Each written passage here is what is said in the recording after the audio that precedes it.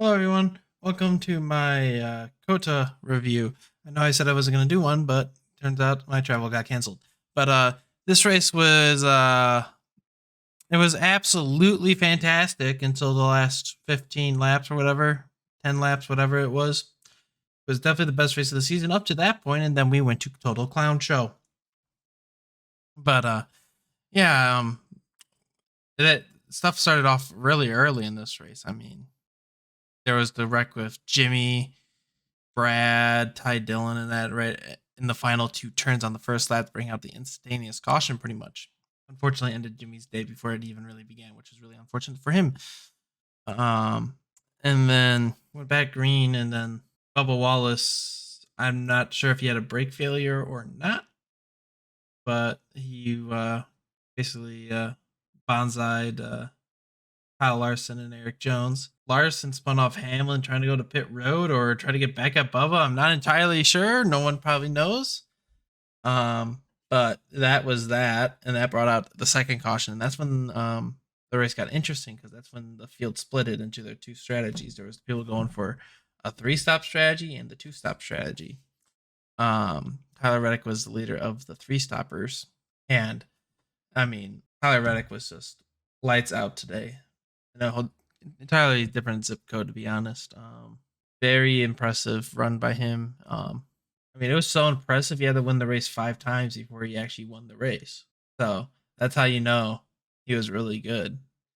But then it's gonna be really interesting to see how that would all play out. The 2 and 3 stop strategies. Unfortunately, we had a caution for dirt. Yep, I can't believe it. We had a caution for dirt because we are incapable of staying on the track through turns in NASCAR at a road course that we ran over so much dirt and threw so much dirt on the track. We had to throw a caution for it. To be honest, that was an omen for what was to come. And then that set up what it was going to be a fuel mileage race, and it was setting up to be so good.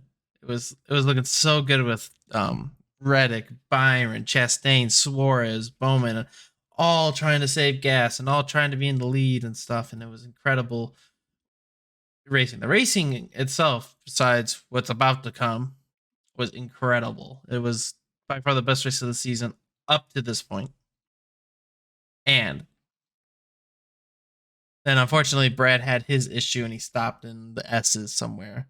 And that's kind of, you kind of knew, it's just like, here we go. It's gonna be a complete disaster, complete insanity and absurdity. And it was. We basically, I can just say what the next 5 restarts in is. They went into turn 1, they crashed. We went about half a lap and the caution came out for debris or something. Repeat. They went into turn 1, they crashed. Went about half a lap or 3/4 of a lap. Debris. Restarted again.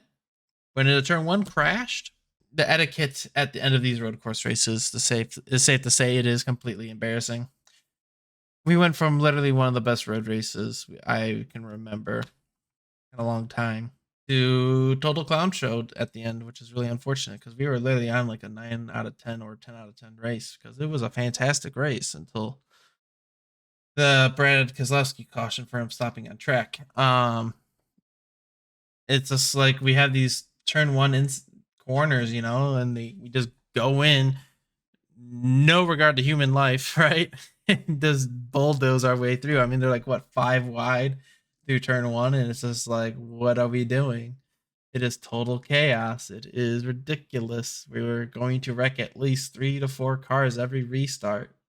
And like, these late race yellows are just, it's not about like exciting finishes anymore. No one cares.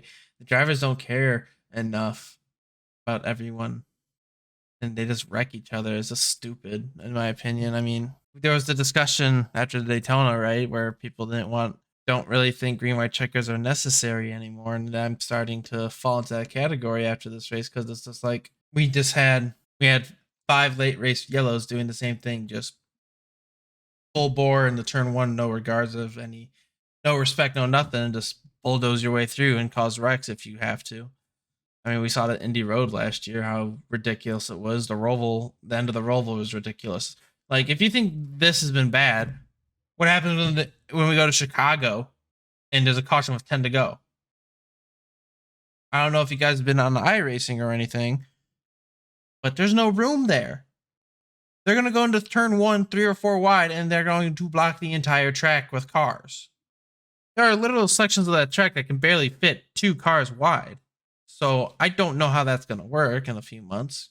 And like, or just do these overtimes just to wreck cars now, not to get a green flag finish. Just to cause chaos and drama, it feels like, not actually race, right? Because everyone just throws respect out the window and we just need to go out and wreck everyone. But yeah, it was really frustrating because we were just like, it was 9 out of 10 race, amazing race, and then here we are just wrecking everybody at the end. But thank God Reddick won this race, because if Reddick did not win this race, it would have been, it already looks bad, I think, on NASCAR how this race ended. But if Reddick didn't win that race, that would be terrible, because I mean, he literally won the race like 5 times before he actually won the race. What it felt like, because he got away on every restart. And that's how it's going to be until something changes. But yeah, top 10 running order was Reddick, Kyle Busch with some good strategy. Bowman, Chastain, Byron are your top 5. Cindric, Stenhouse, Buescher, Ty Gibbs, and Todd Gilliland round out the top 10. I mean, like, everything just gets shoveled up, and it's like, do these drivers even deserve top 10s? No, not. Some of these drivers deserve top 10s. No, not really. They just didn't get wrecked. Like, if you're in the top 15, that's more of a sign that you just didn't get wrecked on the last restart. But so that's that. Yeah, it's just ridiculous how many cars are getting wrecked, and yeah, that's gonna be that for this. I mean, it was literally our 9 out of 10 race, and it ended up more like 5 out of 10 to 6 out of 10 just because of how bad the ending was. Next week is Richmond, which I like to call Rich Mid, because the racing there has been mid for a while. So we'll catch you guys next week for that. And I hope you guys enjoyed this. If you did, don't forget to like, subscribe, comment, all that good stuff. And I'll see you guys in the next video. Peace.